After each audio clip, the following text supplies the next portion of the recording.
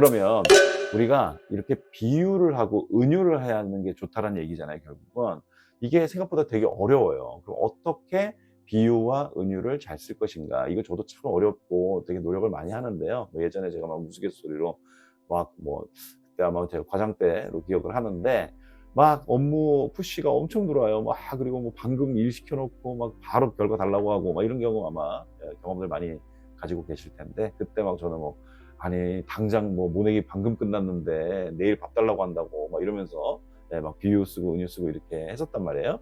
이 비유 또는 은유를 잘 쓰는 세 가지 프로세스를 좀 제시를 해드리도록 하겠습니다.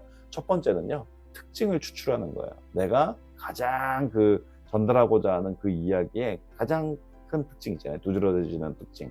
이거를 먼저 떠올리시는 겁니다. 그런 다음에 이 특징을 갖다가 카테고리로 매칭시키는 거예요.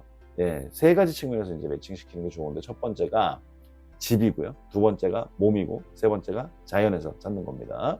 예, 이거 좀 이따가 구체적으로 좀 더 말씀드려볼게요. 세 번째는 그 특징을 갖다가 공식에 맞춰가지고 문장으로 결합해서 베네핏과 연결하는 겁니다. 이거 이렇게만 들으셔가지고는 잘 이해가 안 되시죠? 자, 요거 각각의 한번 케이스를 가지고 한번 말씀을 드려볼게요. 먼저 이제 특징을 뽑는 거가 첫 번째라고 말씀드렸잖아요. 아주 복잡한 상황이긴 한데 딱 하나의 형용사 또는 명사로 압축하시는 겁니다. 예를 들면 0.1%의 작은 가능성, 0.1%의 작은 가능성, 이건 뭡니까? 아주 작다, 또는 뭐 시작점, 뭐 한 끗 차이, 뭐 이런 것들을 떠올려 볼 수가 있죠. 과도한 업무량이다 라면 어떻습니까? 너무 무겁다, 압박감, 뭐 숨막힘, 뭐 이런 거죠. 뭐 필수적인 프로세스다, 그러면은 뭐예요? 꼭 필요하다, 뭐 기초다, 없으면 안 된다, 뭐 이런 거. 불확실한 뭐 시장 상황이에요. 그러면 안개 같다, 앞이 안 보인다, 이런 식의 키워드를 뽑아보시는 거죠. 자, 그러면은 이걸 갖다가 아까 제가 말씀드렸던 집, 몸, 자연, 세 가지 이 카테고리에서 한번 찾아보는 거예요. 먼저 집에서 한번 찾아보는 거죠. 우리가 매일같이 접하는 어떤 생활 뭐 용품들, 뭐 가구, 뭐 요리 재료 뭐 등등 이런 데서 한번 찾아보는 거죠. 뭐 가구가 될 수도 있고.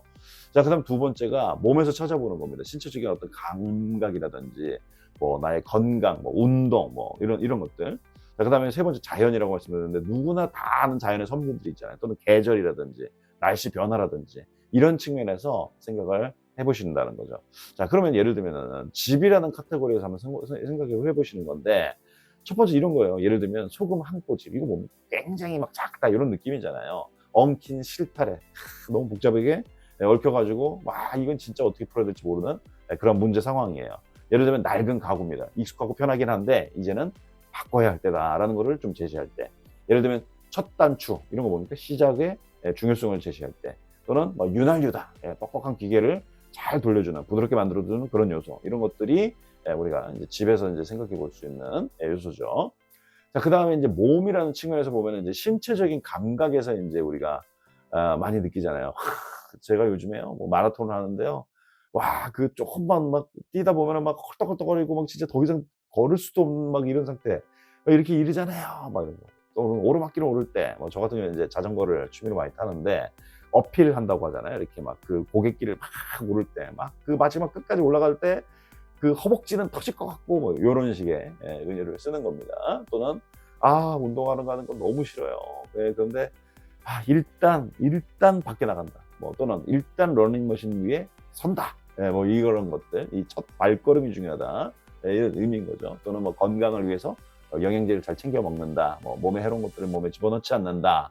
또는 우리 운동 막 시작한 지 얼마 안 되고 그러면 막 근육통 되게 심하잖아요. 막 성장을 위해서 필연적으로 겪는 그런 근육통에다가 비유를 하는 방법들도 있습니다. 자, 그다음에 이제 자연의 섭리들이 있죠. 뭐 예를 들면은 우리 왜 마중물이라는 표현들 또 많이 쓰시잖아요. 무언가를 시작할 때 마중물을 탁 줌으로써 시작할 수 있다. 깊은 곳에서부터 뭔가를 끌어낼 수 있다. 이런 표현도 많이 쓰고요. 또 비옥한 땅이라고 이야기도 많이 합니다. 뭔가 성과를 내기 위해서 가져야 되는 가장 기초, 이런 이야기들도 하고요. 또 소나기, 예를 들면은 막 지금의 이거는 그냥 곧 지나가는 일시적인 위기다, 이런 이야기들 하기도 하고요. 아침 안개, 지금은 뭔가 되게 불확실해 보이지만 곧 거치게 될 그런 불확실성이다, 뭐 이런 것들이죠. 뭐 돌뿌리 같은 것도 있습니다. 뭐 작지만은 조심해야 되는 그런 장애물을 갖다가 우리가 돌뿌리다 이런 식으로 은유를 하거나 뭐 비유를 하게 되는 거죠. 자, 그렇게 해서 이제 세 번째 단계에서는 앞에서 이제 뽑아온 것들을 바탕으로 어떻게 합니까? 이것들을 연결을 하는 겁니다. 이걸 만약에 이 숫자는요 마치 이쪽 카테고리와 같습니다 이런 거예요. 예를 들면 이 상황은요 마치 이 카테고리의 사물과 같습니다. 마중물과 같습니다. 지금의 우리 이 압박은요 뭐 이것에 대한 우리 지금 막 달리기 할 때 그 마지막 이 숨이 헐떡헐떡 넘어가는 그 순간과 같습니다. 그런 다음에 뭐라고 하느냐, 왜냐하면 이런 이유 때문에 그렇습니다 이렇게 쓰시는 거예요. 그러면 이 이유 때문에 그 다음 마지막 베네핏을 연결을 시키는 거죠. 우리가 이 과정을 넘어서면 우리가 이런 것들을 얻을 수가 있습니다 이렇게 이야기를 한다는 거예요. 예를 들면 신규 고객 유입 0.1% 증가 뭐 이런 걸 쓴다고 해요. 자, 그랬을 때 신규 고객 0.1%를 모시는 건 마치 마중물과 같습니다. 처음에는 아주 적은 양의 물 같지만은 이 물이 있어야 깊은 곳의 성과를 끌어올릴 수 있기 때문에 그렇습니다. 이 한 분의 고객이 우리 브랜드의 팬이 될 때 우리의 전문성도 함께 깊어질 것입니다. 높아질 것입니다. 이런 식으로 바꿔보실 수 있다는 것도 하나 더 있고요.